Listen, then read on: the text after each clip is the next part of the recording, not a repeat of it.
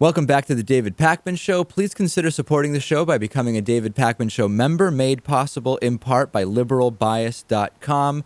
When conservatives unskew liberally biased numbers, they can prove amazing facts. For example, Obama has driven up unemployment 50%. Hard to believe?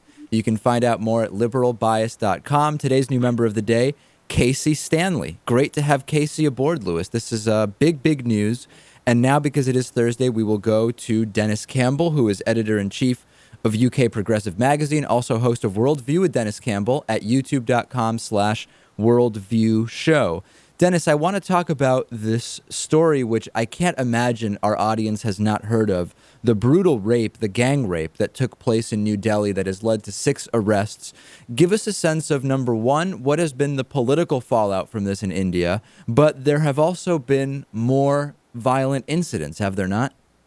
Indeed. We've been following this story now for quite some time. Actually, it just made the international media when this young lady died, and the calls for some sort of a solution began to get a bit of global attention.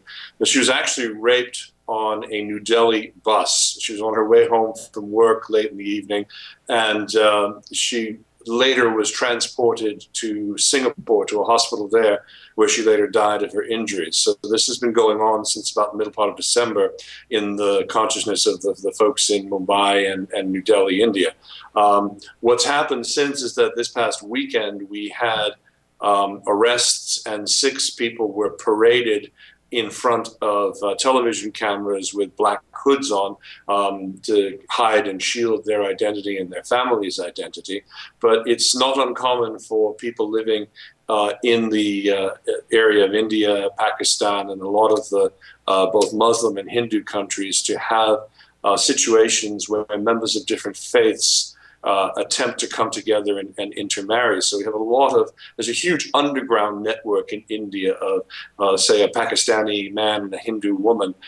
There are these honor killings. There's all of this paternalistic sort of culture that comes to play here. And what you saw with the bus incidents is that these rapes are continuing. They're gang rapes involving 6 or 7 people. There was one that just happened over the weekend in Punjab, which is in the north, up near where New Delhi is.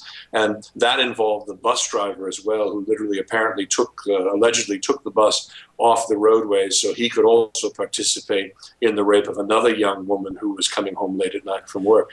Do we have any sense, Denis, of, I mean, I can kind of imagine there's probably more, but 3 scenarios. One is there's a specific plan both to do this rape, but also for who the victim will be. Option 2 would be there's a specific plan to get on a bus and find someone to rape, although it's not clear who the victim will be. And I guess option 3 would be it's completely spur of the moment, opportunistic. Do we have any idea kind of which of the 3 this fits into? Tends to fall more towards the second and the third, where there's a group of men that are planning to do something. They don't have a victim in particular chosen or picked out, but this is what happens, at least in these cases that we've seen, the most recent ones in India.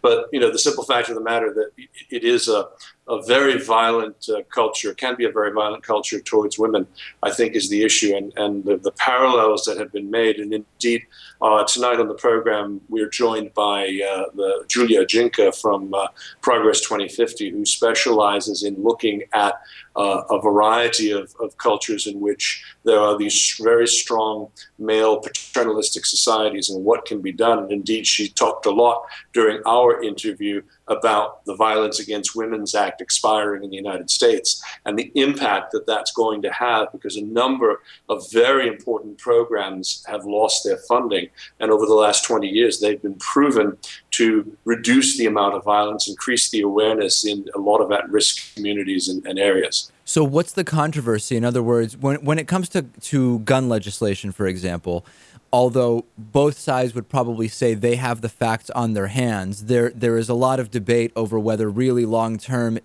gun control is the way to curb gun violence. And, there's a lot of shades of gray when it comes to that. When it comes to the Violence Against Women's Act, what evidence do we have internationally about what the best way, maybe particularly in these paternalistic types of societies, to curb violence against women?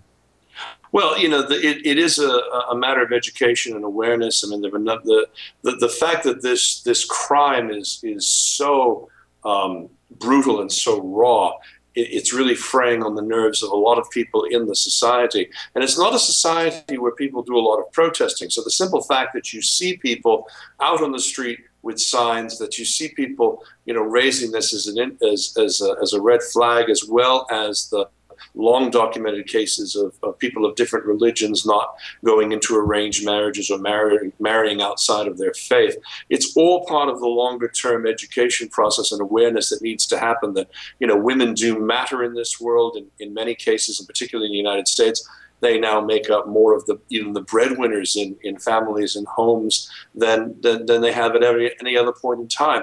So the treatment of women, the understanding of the cultural differences, is all a huge part of what needs to happen, and is starting to happen in India as a result of this and other items that have been moving forward. So it's very rare to see huge protests, but it's nice to actually see people starting to stand up and say, this is not right. Women do need to be treated with more dignity and respect.